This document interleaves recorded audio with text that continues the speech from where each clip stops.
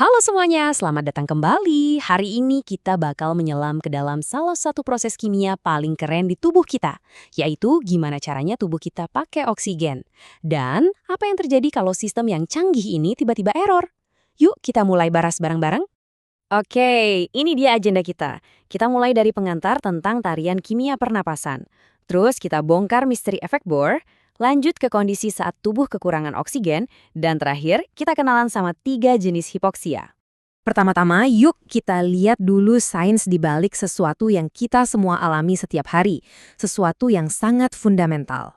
Pasti pernah kan ya, lagi lari, nge-gym, atau bahkan cuma naik tangga, tiba-tiba napas jadi ngos-ngosan, jantung deg-degan. Nah, sensasi itu tuh bukan sekedar tanda kita capek loh. Itu sebenarnya pertanda ada sebuah mekanisme biokimia yang super elegan lagi bekerja keras di dalam tubuh kita. Dan jantung dari semua mekanisme ini adalah sesuatu yang disebut efek Bohr. Anggap aja ini cara jenius tubuh kita buat mastiin oksigen itu dianterin tepat ke bagian yang paling butuh, pas di waktu yang tepat juga. Gampangnya gini. Efek Bohr itu ngejelasin gimana hemoglobin, si protein pengangkut oksigen, jadi lebih rela ngelepasin oksigen pas dia ada di lingkungan yang lebih asam atau banyak karbon dioksidanya. Jadi pemain utamanya ada 4, hemoglobin, oksigen, CO2, dan tingkat keasaman atau yang kita sebut pH. Nah, ini dia bagian paling serunya. Mungkin kelihatannya grafik ini agak ribet ya, tapi percayalah ini adalah peta rahasia buat ngerti gimana tubuh kita bisa nganterin oksigen dengan presisi tinggi. Grafik ini pada dasarnya nunjukin seberapa lengket hemoglobin sama oksigen di berbagai situasi. Coba perhatiin dulu kurva yang warna biru di tengah. Itu yang pH-nya 7,4. Ini kondisi normal kita, kondisi baseline pas kita lagi santai. Kurva ini nunjukin keseimbangan yang pas banget, di mana hemoglobin bisa ngikat oksigen dengan kuat di paru-paru, tapi juga bisa ngelepasinnya dengan efisien ke seluruh jaringan tubuh. Sekarang bayangin kita lagi olahraga berat, otot kita kerja keras kan, dan hasilnya produksi karbon dioksida dan asam laktat jadi banyak. Ini bikin pH di sekitar otot turun jadi sekitar 7,0. Lihat deh kurva merahnya, dia geser ke kanan. Nah, ini kuncinya. Pergeseran ke kanan ini artinya hemoglobin jadi jauh lebih gampang ngelepasin oksigen. Ini adaptasi yang brilian banget buat ngebanjirin otot yang lagi butuh bensin dengan oksigen. Terus gimana kalau di paru-paru? Nah, di sana kebalikannya. Kita kan buang CO2 pas napas. Jadi, lingkungannya jadi kurang asam. pH-nya naik jadi sekitar 7,8. Lihat kurva hijau, gesernya ke kiri. Artinya apa? Artinya, hemoglobin jadi kayak magnet buat oksigen.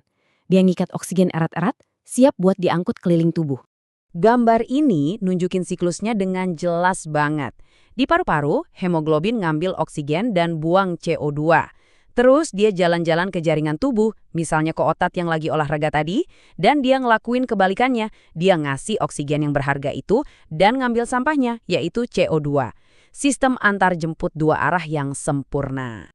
Jadi singkatnya, efek Bohr ini krusial banget. Dia mastiin oksigen diantar ke tempat yang paling butuh, bikin proses pengangkutan jadi stabil, dan secara keseluruhan bikin sistem pernapasan kita jadi jauh lebih efisien. Keren banget kan?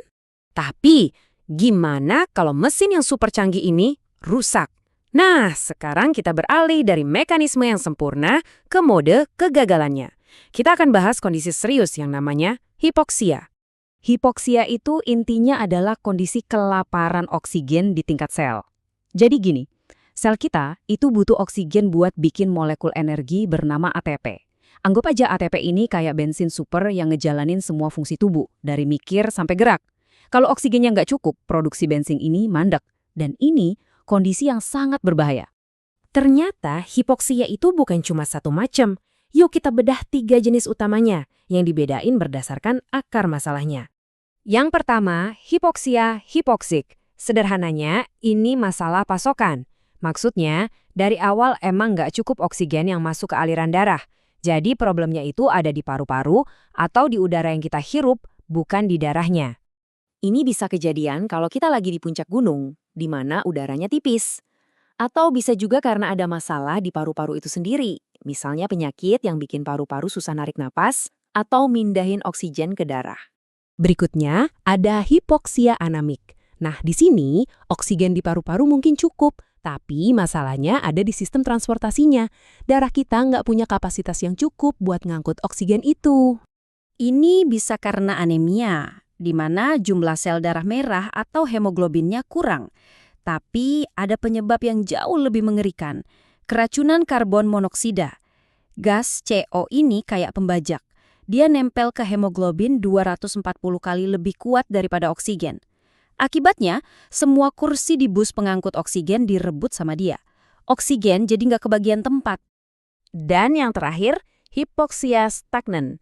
Di kasus ini, paru-paru sehat, darah juga penuh sama oksigen. Masalahnya ada di pengiriman. Darahnya itu sendiri nggak bisa sampai ke tujuan. Jadi ini murni masalah sirkulasi. Bisa karena gagal jantung, shock, atau ada pembuluh darah yang tersumbat. Oksigennya ada, siap dipakai. Tapi karena alirannya macet, ya oksigennya nggak pernah sampai ke jaringan yang lagi butuh-butuhnya. Jadi mulai dari tarian kimia efek Bohr yang presisi banget, sampai berbagai cara sistem itu bisa gagal dalam hipoksia, jelas banget kalau tubuh kita ini mesin biokimia yang luar biasa kompleks dan menakjubkan. Ini jadi bikin kita mikir ya, kira-kira fenomena biologis keren apa lagi ya yang terjadi di dalam diri kita setiap detik yang belum kita pahami? Terima kasih sudah menyimak, sampai jumpa di pembahasan berikutnya.